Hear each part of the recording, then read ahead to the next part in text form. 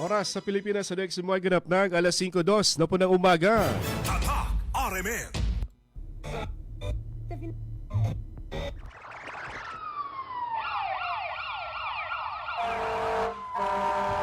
Kaganapan sa magdamag, inyo nang malalaman mula sa RMN News Center. Ito ang unang radyo, unang balita. Kinalap mula sa iba't ibang panig ng lungsod at bansa. Detalyado, walang itinatago. Ang numero unong pinapakinggan namin umaga sa bahay. Unang radyo, unang balita. Ang mga boses na kwentuhan namin mga tsuper. At tindera sa palengke. Unang radyo, unang balita. Ating partner this morning si Radyoman Chief Tech Alvin Castillon at si Radyoman Eric Ricardo Madamba Jr. Ito po yung Radyoman Michael Swan. Una sa lahat, headlines. Tatlong insidente ng pamamaril na itala sa Cotabato City sa loob lamang ng 2 araw. O nitong weekend mga kasama kung saan 4 ang patay, 5 ang naitalang sugatan. Una sa lahat, headlines. 2 naman patay matapos na magkabanggaan ng isang Honda single motorcycle at isang pickup truck sa bahagi ng Barangay Ladya. Sakop po ng Sultan Kudrat sa Maguindanao del Norte nitong Sabado. Una sa lahat, headlines. Farm Ready nagbigay po ng tulong sa Dato din Sinswat para mamahagi ng ayuda sa mga coastal area o coastal barangay ng DOS nitong weekend. Una sa lahat, headlines. Love triangle at illegal na droga pangunahing sinisilip sa motibo sa pamamaril sa kinasawi ng 2 lalaki dito sa Cotabato City. Una sa lahat, headlines. City PNP kunin din na ang magkakasunod na insidente ng pamamaril na karahasan dito sa Cotabato City. Una sa lahat, headlines. Mayor Bruce Matabalaw ipinag-utos sa PNP ang paghigpit ng seguridad sa mga bawat kanto para maiwasan itong mga insidente ng pamamaril. Una sa lahat, headlines. Mga proyekto sa farm lumitaw na sa inilabas na listahan na umano'y DPWH allocable budget. Una sa lahat, headlines. Mga pamilyang apektado ng baha sa Sultan Mastura tumanggap ng welfare goods at ng hot meals. Una sa lahat, headlines. 11 o 11 nasawi sa landslide sa bayan po ng Calonuga sa Lanao del Sur. Una sa lahat, headlines. Balitang national, impeachment Sara ni BP Sara o impeachment case ni BP Sara gagawin ang ika-4 na araw mamaya dito sa Senado. Una sa lahat, headlines. Palasyo ng Malacanang mahigpit ang monitoring sa pagbaha sa BARM. PBBM nag-utos ng mabilis na tulong sa Lagdamayo kanyang inutusan. Una sa lahat, headlines. Balita naman na sa ibayong dagat, Iran at Amerika nagpalitan naman ng missile. Inaasahan naman ang pagtaas ng presyo ng produktong petrolyo bukas dahil sa muling pag-resume ng kanila pong giyera. Una sa lahat, headlines. O radyo, kinig na ng radyo, kinig na ng radyo! Para una ka, eto na, Lahat ng kailangan mong malamang balita, impormasyon, reaksyon, aksyon, umaumaga. nakakarga na sa Unang radyo, unang balita. Sa bago at umarangkadang programa para sa mga naghahabol ng oras. Umaumaga, bago ka lumarga, mga kaganapan ay alam mo na. Unang radyo, unang balita. Dito lamang yan sa DXMY RMN Cotabato. Unang radyo, unang balita.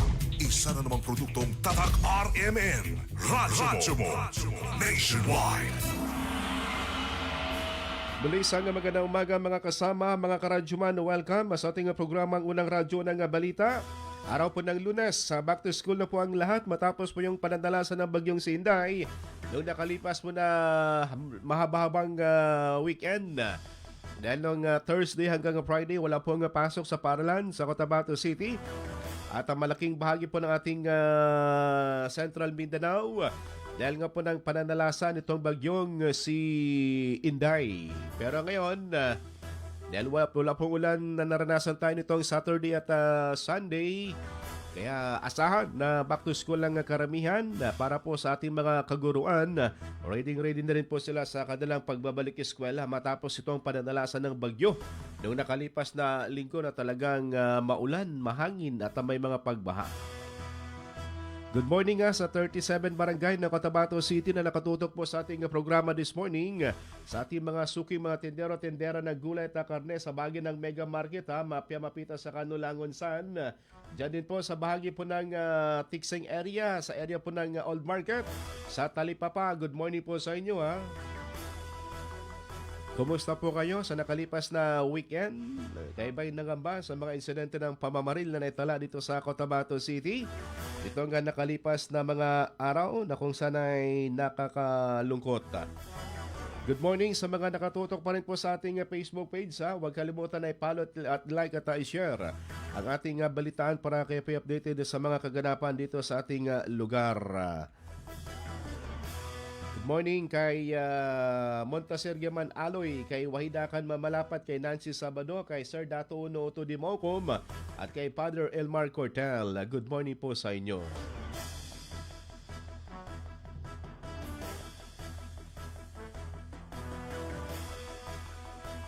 Dumako tayo sa detalye po nating balita mga kasama. Ito malungkot na balita dahil sa nakalipas na weekend dito sa Cotabato City, 3 insidente ng pamamarila na itala sa lungsod. Ditong Sabado po ng madaling araw dito sa bahagi po ng corner TV Juliano Avenue at ng LR Sebastian Street na kung saan ay 2 patay, 2 din po ang sugatan. 2 patay, sakay po ng NMAX single motorcycle nang bigla lamang pong pinagbabaril ng di patukoy ng mga salarin. 2 kababaihan naman din na nakatayo lamang sa naturang lugar ang tinamaan ng ligaw na bala. Nakapwa naman na isugod sa isang pagamutan dito sa Cotabato City. Ayon pa kay Police Lieutenant Rochelle Evangelista, ilang basyon ng M16 rifle at ng caliber 9mm pistol ang na-recover sa naturang lugar. Sa ngayon, di patukoy kung anong motibo at kung sino nasa likod ng naturang pamamaril habang nagpapatuloy ang kanilang investigasyon. Unang radyo, unang balita. Tawag yung ating police station 2 na allegedly mayroon tayong shooting incident sa nangyari po sa San Pablo, Barangay Rosario Heights 11, Cotabato City.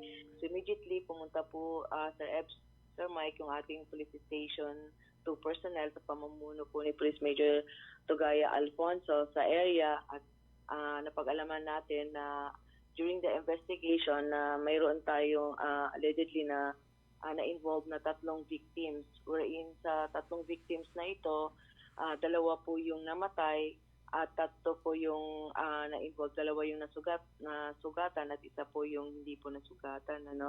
So, during the initial investigation, napag-alaman natin na habang yung 2 lalaki na victims sakay sa kanilang motorcycle na NMAX at may 2 babae rin po, yung 2 sugatan babae, sakay rin po ng another na motorcycle na Honda Click na minamaneho, sakay sila 3, may isang babae, yung isang babae ay driver.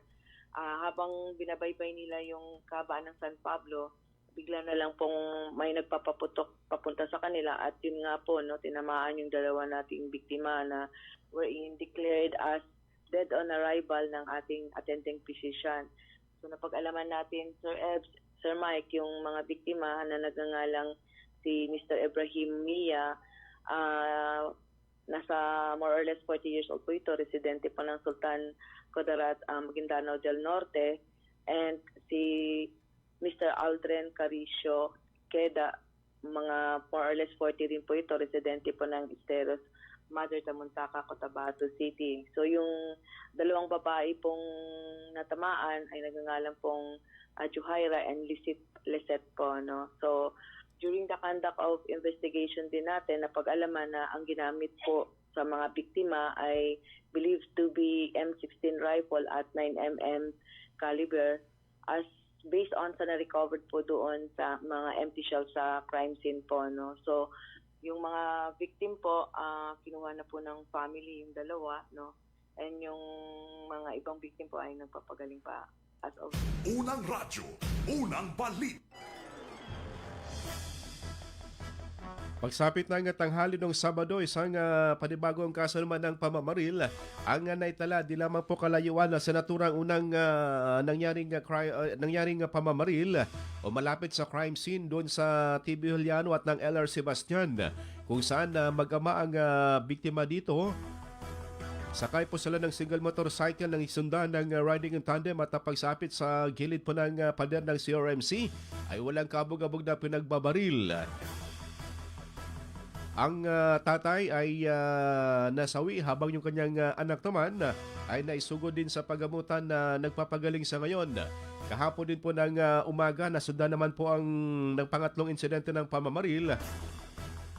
This time, sa bahagi po ng Josilim Senior Street, sako po ng Barangay Poblasyon na 5, kung saan tatlo po ang biktima dito. Patay ang isang tricycle driver na biktima, habang yung dalawa naman na isang pulis at isang bata ay naisugod sa isang pagamutan. Antabayanan yung karagdagang detalye sa naturang insidente ng pamamaril dito sa lungsod. Unang radyo, unang balita. Samantala yun dito sa bahagi po ng RH11. Sinasabing love triangle ang ugnayan na sa illegal na droga, isa sa mga pangunahing anggulong tinitingnan ng pulisya sa pamamaril sa dalawang lalaki at dalawang babae. Magkakasunod na bumiyahe ang naturang mga biktima sa ng isang Click single motorcycle at NMAX single motorcycle nang sila po ay pagbabarilin ng di patukoy na mga salarin. May tatlo namang person of interest na tinututukan ang City PNP kaugnay sa mga pamamaril. Unang radyo, unang balita.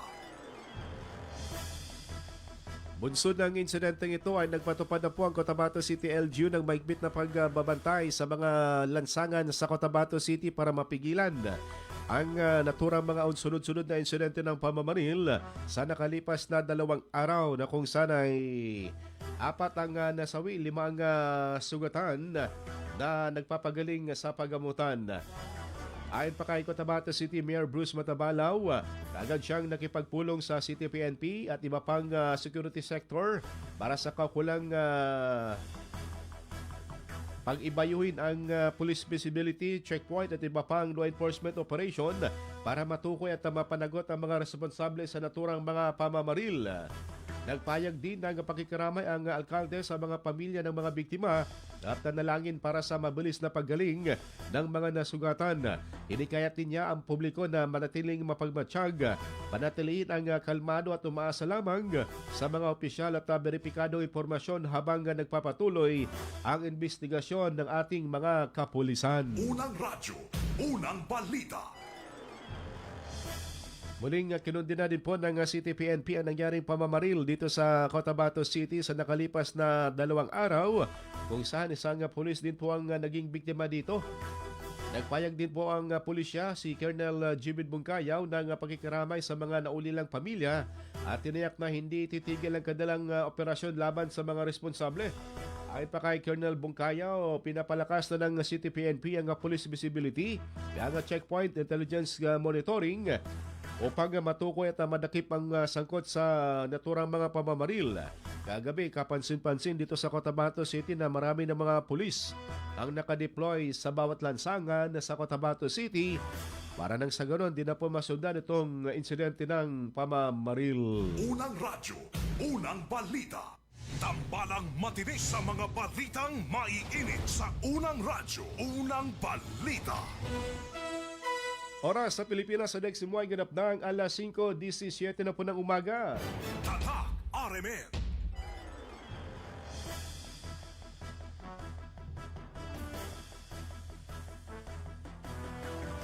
Atin na pong utunguin mga kasama, report natin mga kasamang radyoman na kumalap po ng balita. Ating unang nakuha na si Radyoman.web sa abang karagdagang detalye sa nangyaring pamamaril dito kahapon sa bagay ng Josilim Senior Street. Kung saan ay 3 po dito ang naging biktima, isang nasawi, kasama dito ang isang pulis na sugatan. Sa detalye sa Radyoman.web sa abang. Ronda Presinto.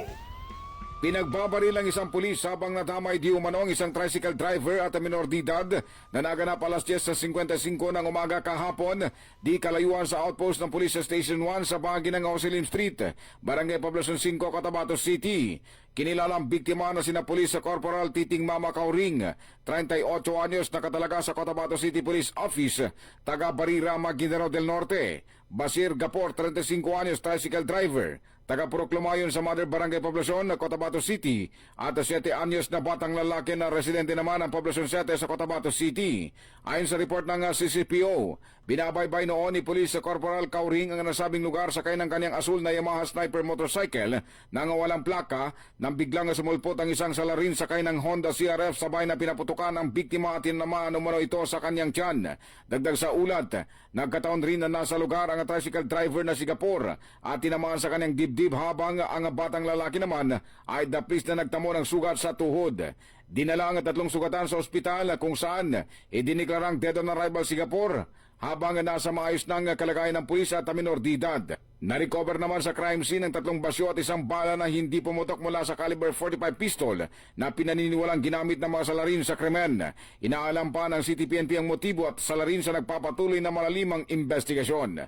Kasama mo sa DXMY 90.9 RMN Cotabato, Radyo Manebs, Abang Tatak Arimen. Unang radyo, unang balita. Salamat .web sa balitang yan. Sa detalye ng balitang yan, yan yung pangatlong insidente ng pamamaril na netala po kahapon sa lungsod. Samantala ito, masaklap din po dahil banggaan ng pick-up at ng isang motorsiklo. Diyan sa bagi ng Barangay Ladya, 2 po ang nasawi dito. Tumilapon po itong 2 sakay ng motorsiklo. Sa detalye sa Radyoman, Maestro Rahiban Sao. Ronda Presinto. Nasawi ang 2 magkaangkas matapos masangkot dito sa vehicular accident na naganap nitong gabi ng Sabado sa Barangay Ladia sa bayan ng Sultana Kudarat sa Maguindanao del Norte. Kinilala ng kanilang mga pamilya ang mga biktima na sina Abdila Sanday Igal, isang binata na sa hustong gulang, at J.R. Boysan, kapwa residente ng Tucaranas, Poblacion 7 sa lungsod. Batay sa paunang impormasyon, nagkabanggaan ang sinasakyan nilang Honda Click 125 na kulay asul na may plakang 499 HRD sa isa pang kasalubong na sasakyan. Dahil sa lakas ng salpukan ay nagkayupi-yupi ang motosiklo ng mga biktima habang wasak din ang harapang bahagi ng sasakyan na kanilang nagkabanggaan. Idineklarang nasawi ang 2 biktima dahil sa tinamong matinding pinsala sa katawan. Kasama mo sa DXMY 90.9 Radyoman Maestro Rahiban sa Tatak Arimen. Unang radyo, unang balita. Salamat Maestro Rahiban Sao. Sa mga motorista kapag maulan, hinay-hinay sa pagpapatakbo. Tulad na nangyari sa 2, talagang head-on collision yung nangyari. Tumilapon talaga sila matapos na sumalpok sa pickup truck. Hilux na pickup. Mabilis kasi yung takbo nakita sa CCTV camera. Samantala, bayan ng Calanugas isinailalim sa state of calamity dahil ito sa nangyaring flash floods na kung saan ay 11 yata yung naitalang natabunan. Ating dakuan sa detalye sa Radyoman Dato Jul Di Mapalaw. Ronda Presinto. Isinailalim na sa state of calamity ang bayan ng Calanogas sa Lanao del Sur matapos ang malawakang pinsalang idinulot na magkakasunod na malalakas na pagulan na nagbunsod ng landslide sa ilang mga barangay kabilang ang Ngingir, Mimbalawag, Inoma at Piksan. Pinagtibay ito sa Resolution number 14 na Series of 2026 kung saan binigyan din ng lokal na pamahalaan ang agarang paggamit ng pondo at iba pang emergency resources upang mapabilis ang relief operations, rescue at evacuation, rehabilitation at iba pang serbisyong kinakailangan ng mga apektadong residente sa nasabing lugar. Bate sa pinakahuling report mula sa LGU ng Calanogas, 7 katao ang nasawi, 4 ang nawawala habang 2 ang sugatan, 8 kabahayan ang tuluyang winasak at 39 naman na pamilya ang inilikas bunsod ng mga landslide na dulot ng Bagyong Inday. Patuloy namang hinihikayat ng mga otoridad ang publiko na sundin ang mga abiso at umiwas sa mga lugar na may banta ng pagguho ng lupa. Kasama mo sa DXMY 90.9 RMN Cotabato, Radyoman Julie Mapalaw, Tatak RMN. Unang radyo, unang balita. Salamat Dato Jul sa balitang yan. Samantala, nakuha natin sa Radyoman Daisy dito sa nangyaring pagguho ng lupa sa bayan pa rin ng Calanogas. Ating dakuan dito sa mga nasawi sa detalye sa Radyoman Daisy Mangod. DXMY. Tatak RMN Isa pang reports. biktima ng pagguho ng lupa sa Lanao del Sur ang natagpuan sa isang ilog sa bayan ng Malabang noong Biyernes ng hapon. Dahil dito, umabot na sa 6 ang bilang ng mga nasawi sa landslide na naganap bago magbukang liwayway sa bayan ng Calanugas. Ayon kay Captain Steffi Salanggit, tagapagsalita ng Police Regional Office Bar, na-recover sa isang ilog sa sitio Malade, Barangay Pialot, bandang alas 4:45 ng hapon ang labi ng isang babaeng kinilala lamang sa pangalang Nur na mula sa Barangay Ngirngir, Calanugas. Pinaniniwala ang tinangay ng rumaragas ang tubig mula sa Calanugas ang biktima kung saan naganap ang pagguho ng lupa bago magbukang liwayway noong Biyernes na nag-iwan sa 5 nasawi at 6 na nawawala ani Salanggit sa isang panayam. Ayon pa kay Salanggit, agad na kinuha ng mga kaanak ng biktima ang kanyang mga labi. Kasama mo sa DXMY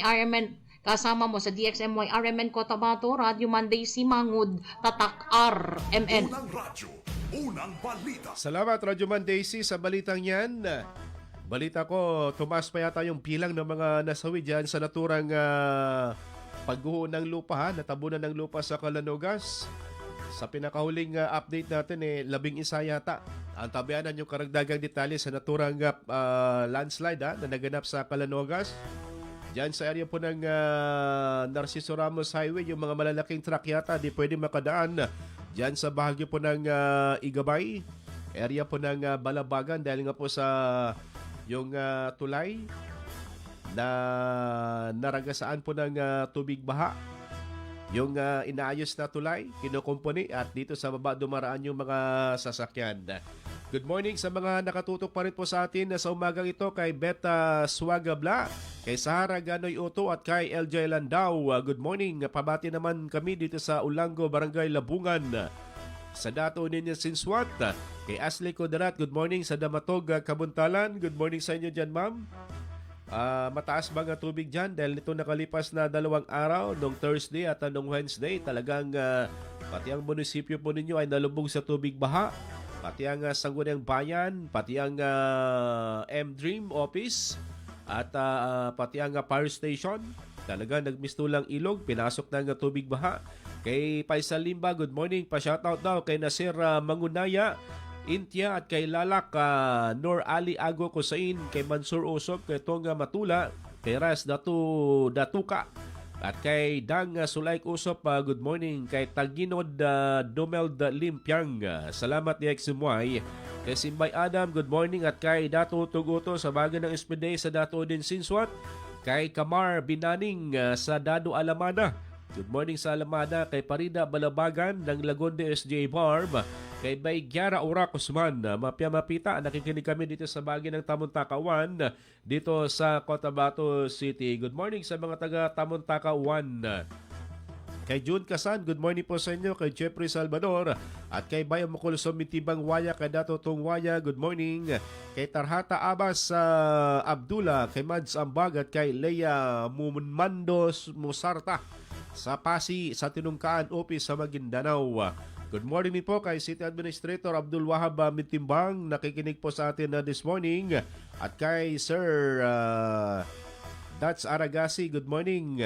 Sa kanyang bayaw daw na si Kapa Datukaka at si Kagawad Mike Yaman. Oras natin ganap ng 5:26 na po ng umaga. Oras na para tayo po humigop ng Masilman Strong Coffee para may lakas mo tayo sa buong maghapon. Mga unang balitang kailangan mong malaman. Mga isyung huhulma sa inyong kaisipan. Unang radyo, unang balita.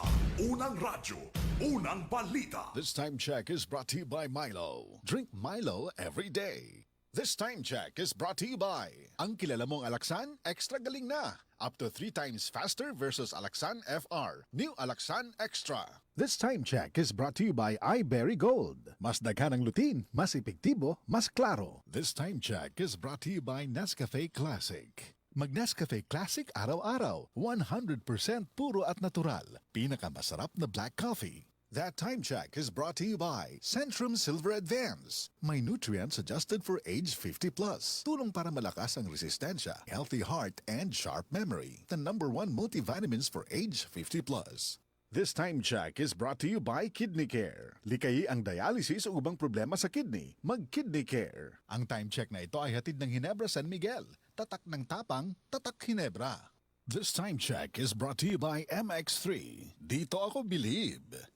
Magkaiba man tayo ng karanasan, pareho naman ang gusto natin bilang bangsamoro. Kapayapaan! Trabaho at oportunidad. Mas magandang kinabukasan. Kapag nagsama-sama ang iba't ibang boses, mas lumalawak ang pag-unawa at pagtutulungan. Kaya ang Bangsamoro Federalist Party ay binubuo ng mga dating revolusyonaryo, mga lingkod bayan at ng iba't ibang sektor ng lipunan. Dahil sa pag-angat ng Bangsamoro, dapat lahat kasali. Bangsamoro Federalist Party. PFP for Bangsamoro. Para sa Bangsamoro.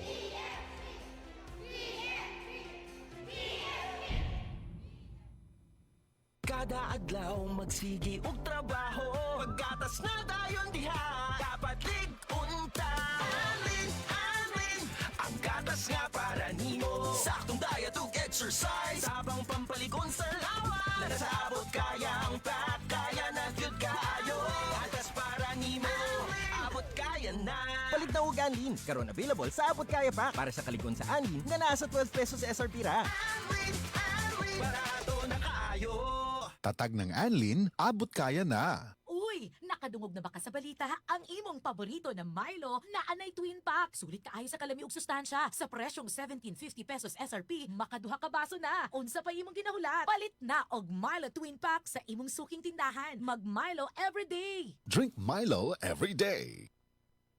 To serve the public well, I have to take care of myself first. As an information officer in a regional government office, grabe talaga ang demands. Long hours, fieldwork, and managing campaigns for 20 programs all at once. Thank God for the strength na binigay niya sa akin. At syempre, in my part, I eat healthy foods and I exercise regularly. Plus sa tulong ng MX3 capsule na verified with alpha, beta, and gamma mangustin. Ako si Michelle Franca, MX3 capsule, dito ako believe.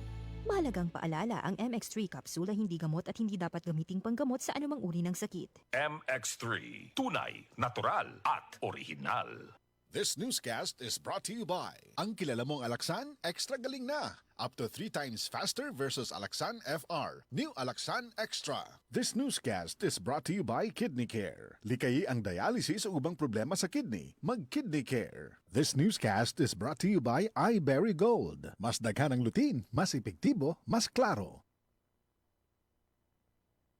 O radyo, radyo, radyo! Kinig na ng radyo! Kinig na ng radyo! Para una ka, eto na. Lahat ng kailangan mong malamang balita, Impormasyon, reaksyon, aksyon, umaumaga. nakakarga na sa Unang radyo, unang balita. Sa bago at umarangkadang programa para sa mga naghahabol ng oras. Umaumaga, bago ka lumarga. Mga kaganapan ay alam mo na. Unang radyo, unang balita. Dito lamang yan sa DXMY RMN Cotabato. Unang radyo, unang balita. Isa na namang produktong Tatak RMN. Radyo mo. Nationwide. Oras sa Pilipinas sa DXMY ganap ng 5:31 na po ng umaga. Tatak RMN. Gaganda na ang gising nyo. Mainit na balita sasalubong sa inyo. Unang radyo, unang balita.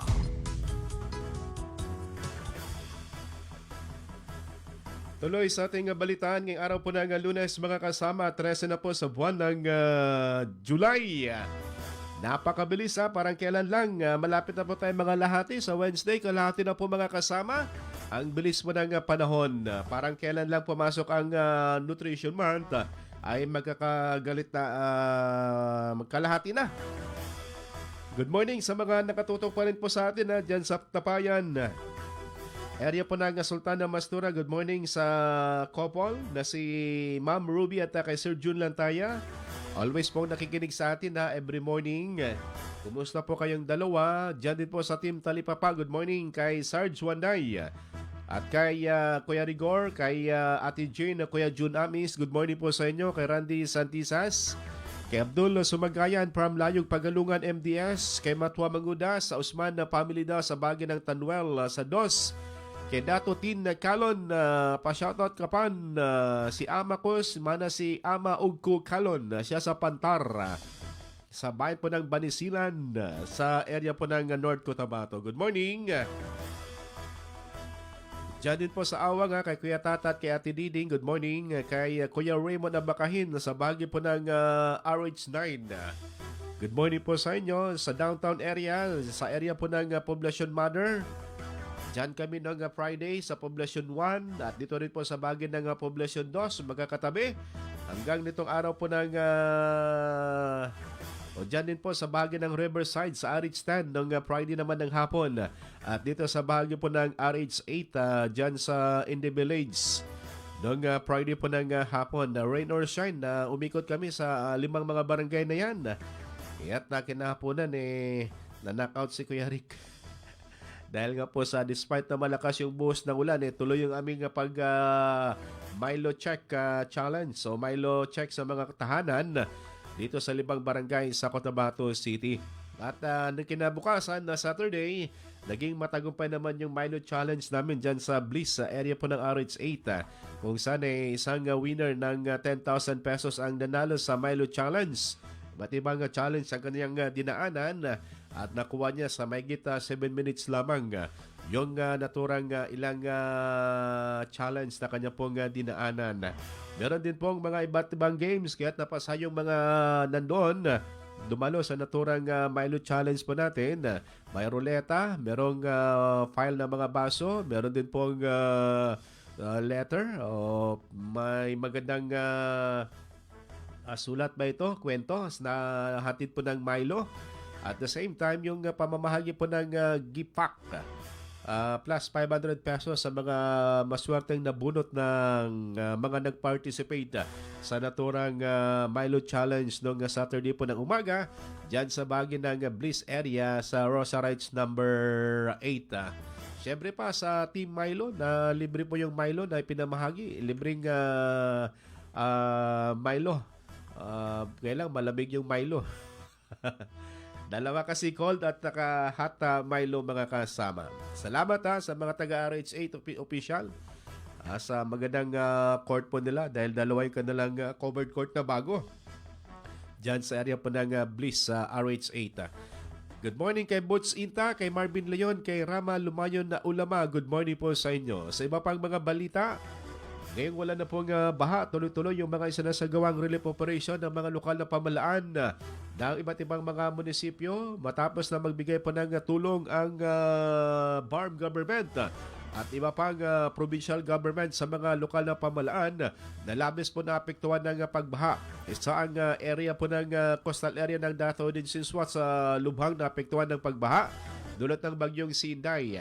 Itong area po ng Tapian na talagang nasira ang kanila pong daan dahil nagmistulang ilog yung inaayos pa lamang na tulay. At dito rin po sa Kusyong, sa area po ng Linek, Badak at iba pang coastal area. Itong weekend na mahagi po ng tulong ayuda ang LGU.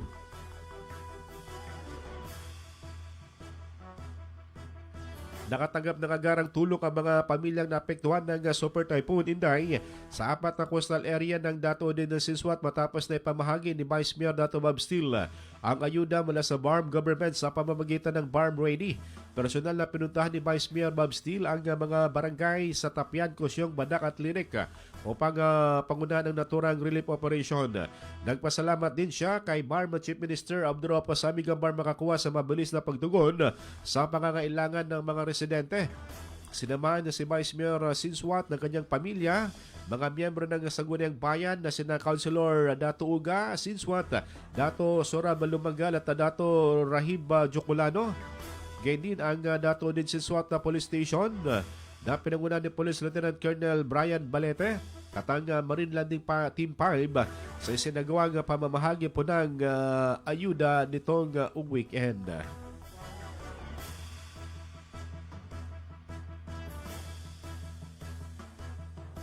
Kaya napatsukulaan po si Minister Tano Makakwa.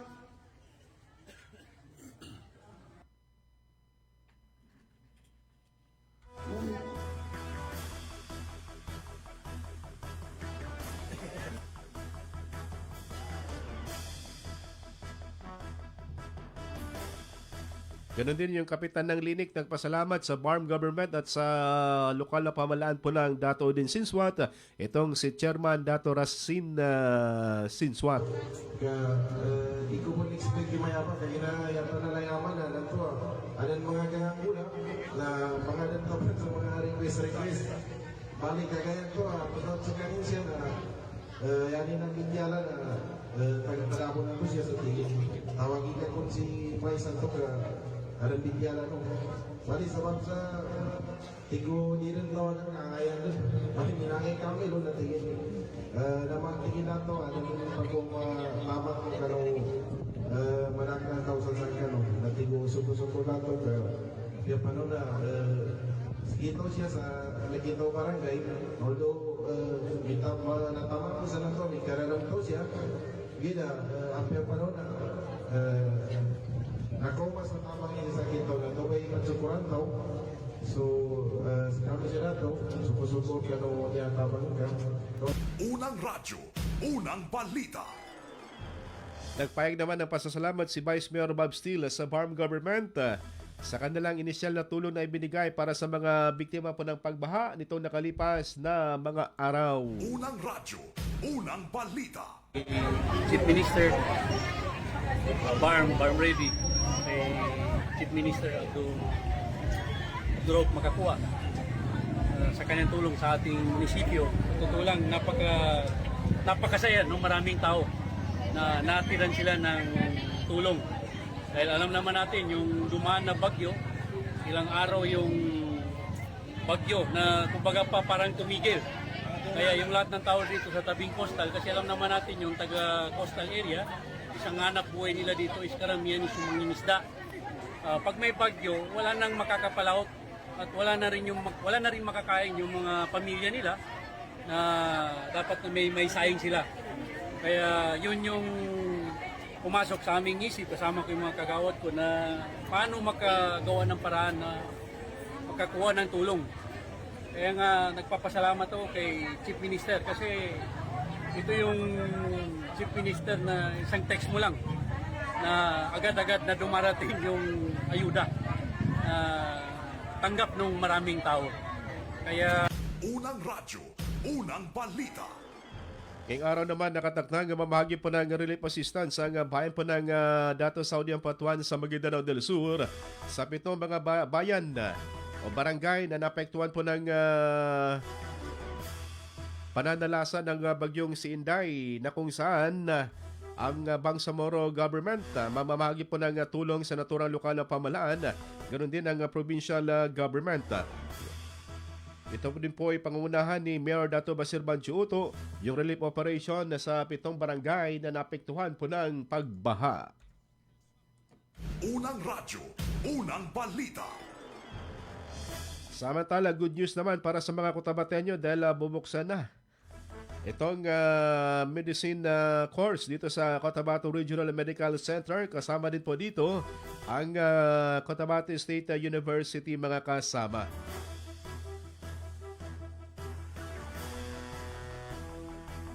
Kung saan nagkaroon po ng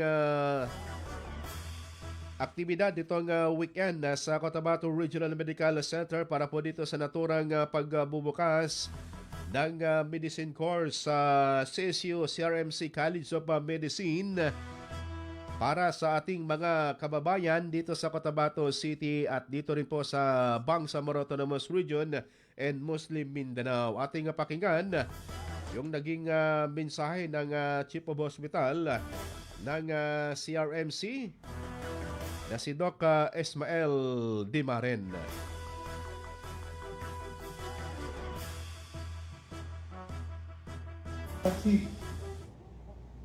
When academic excellence and dedicated public health care commit for this endeavor.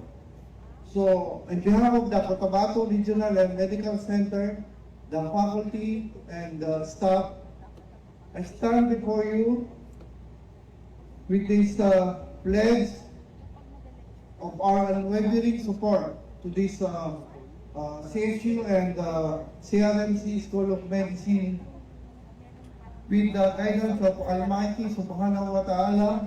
We commit to fostering an environment of academic excellence and ensuring that our future physicians are equipped with world-class medical knowledge. We commit to instilling the core values of empathy, integrity, and social responsibility beyond clinical chart to see the humanity in every patient.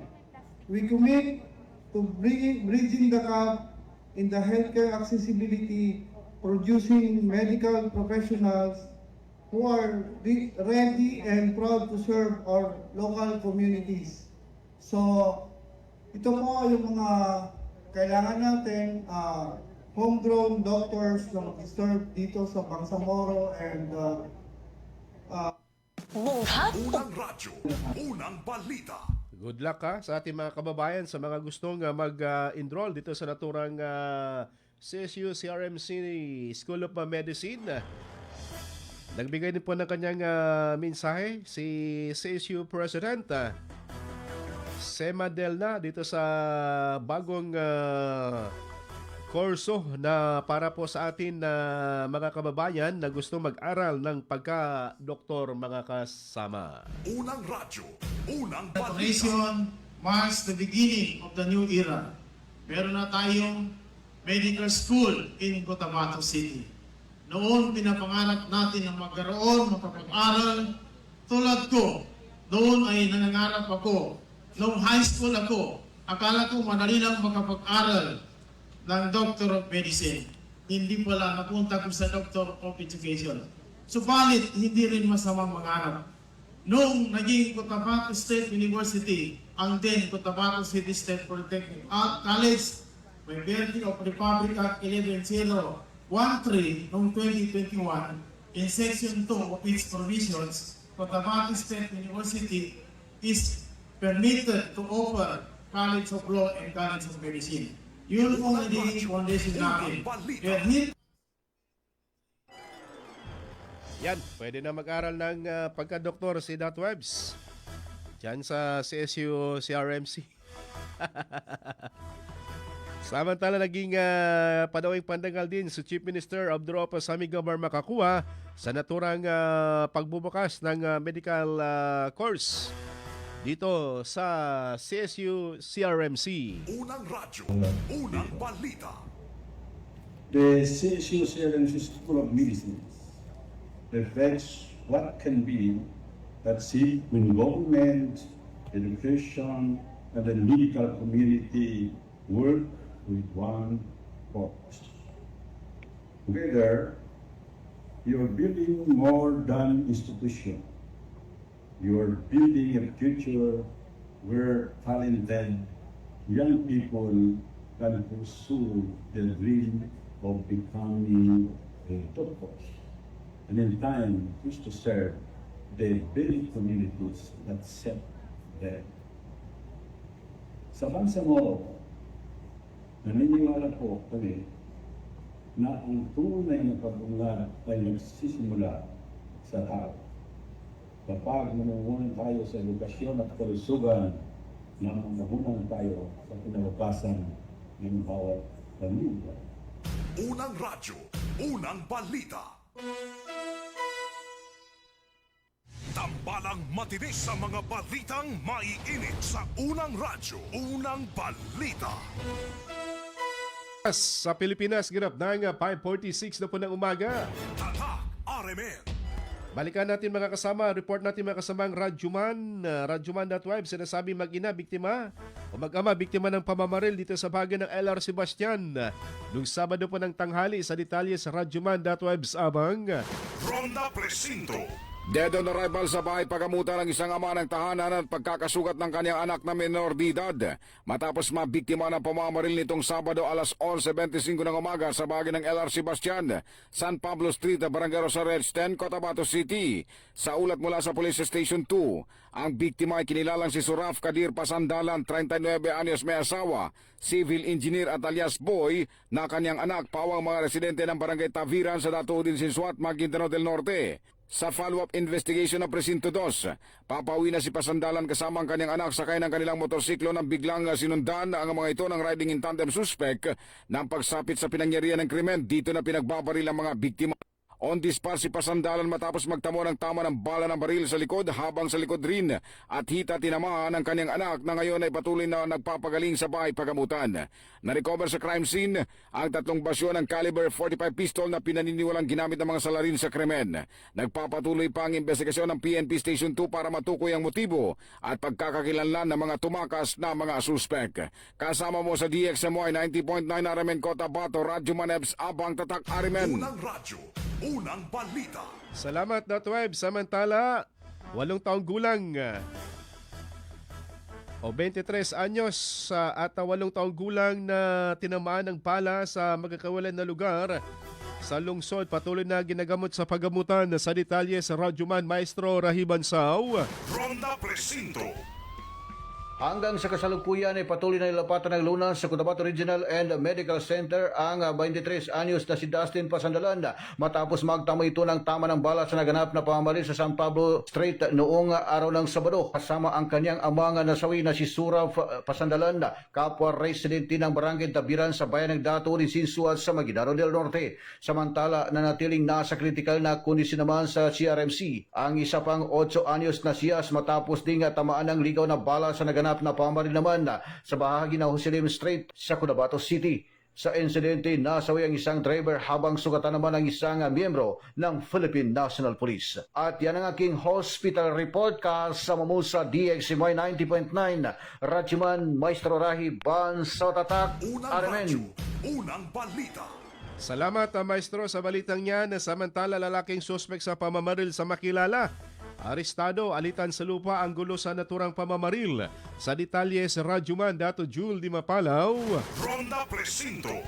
Arestado ang isang 49 anyos na lalaki matapos itong barilin sa noo ang isang magsasaka sa bahagi ng Barangay Quisante, Makilala sa North Cotabato. Sa paunang investigasyon, nilapitan naman noon ang sospek ang biktima habang nasa isang sari-sari store at saka ito pinaputukan gamit ang pinaginalaang hindi lisensyadong baril na caliber 38 revolver. Matapos ang insidente, kusang sumuko ang sospek sa mga miyembro ng Barangay Peacekeeping Action Team o BIPAT bago sa itinurn over sa pulisya ng bayan. Lumitaw sa investigasyon ng mga pulis na matagal nang mayalitan sa lupa ang dalawang sangkot na siyang pangunahing motibo na sinisilip ng mga otoridad. Na-recover din ang baril na ginamit sa pamamaril ng sospek habang inihahanda na ang kasong isasampa laban sa kanya habang patuloy naman na nagpapagaling sa bahay pagamutan ang sugatang biktima. Kasama mo sa DXMY 90.9 RMN Cotabato, Radyoman Julie Mapalaw, Tatak RMN. Unang radyo, unang balita. Salamat, Dato Jul. Samantala, 400 na mga pulis sa BARM ipapakalat para sa nalalapit na halalan. Ipapakalat para daw sa pagtulong sa mga biktima ng baha dito sa nakalipas na bagyong si Inday. Ating adakwan sa Radyoman Days Simangod. DXMY.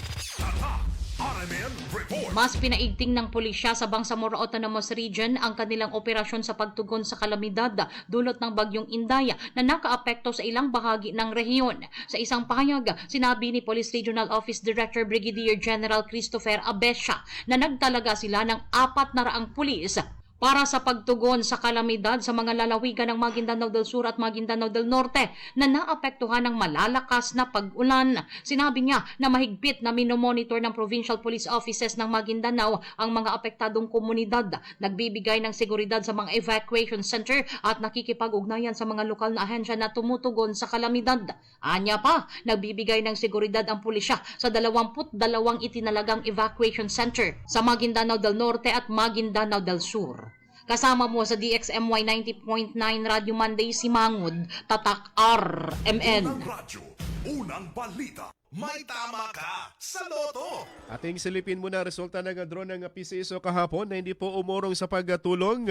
Alas 2:03 lumabas 926, samantalang alas 5 naman 063, 9 p.m. Swertres 055. Sa milyones na pa premyo 649. Nasa 66.9 million ang jackpot prize. Winning combination natin 17, 47, 49, 46, 35 at 32. Samantalang 658 naman nasa 128 million ang jackpot prize. Winning combination po natin 04, 18, 11, 34, 43 at 38. Congratulations sa nakakuha ng tupak na winning combination na yan. Good morning sa mga nakatutok pa rin po sa atin kay Black Hawk Ala, good morning. Kay Rama Ulama, kay Boots Inta, kay Haser Usman Eman, kay Simona Amada sa good morning. Balikan natin sa Radyo Monday si update naman dito sa mga Marites. Umaapaw sa pagiging proud mommy ang puso ni Judy Ann Santos sa karangalang ibinigay sa kanila ng anak na si Lucho Agoncillo sa sports. Isang madamdamin at punong-puno ng pagmamalaki na mensahe para sa kanyang only boy ang ibinahagi ni Juday sa IG niya. Nakuha ni Lucho ang player of the match mula sa football tournament nito, kasabay ng pagpupwesto ng team niya sa 16th rank mula sa 70 plus international teams na lumahok sa laro. Ipinakita ni Juday sa photo slide gallery ang shots ng performances ni Lucho at ang hawak nitong card kung saan nakasulat ang player of the match at ang pangalan ng anak na nakalagay sa 16th place na may MVP plus score mula naman sa mga judge. Kasama mo sa DXMY 90.9 Radio Monday si Mangud, Tatak RMN. Unang radyo, unang balita. Salamat Radyo Man Daisy. Good morning kay Johor Ali Suna sa Tamuntaka 3. Good morning po sa inyo. Susunod na si Radyo Man ni Sam Erwin Kabilbigan at Radyo Man.web abang sa programang Straight to the Point. Ating naging kaagapay this morning si Radyo Man Chief Tech Alvin Castillon at si Radyo Man Eric Ricardo Madamba Jr. Ito po yung Radyo Man Michael Swan, Tatak Arimen.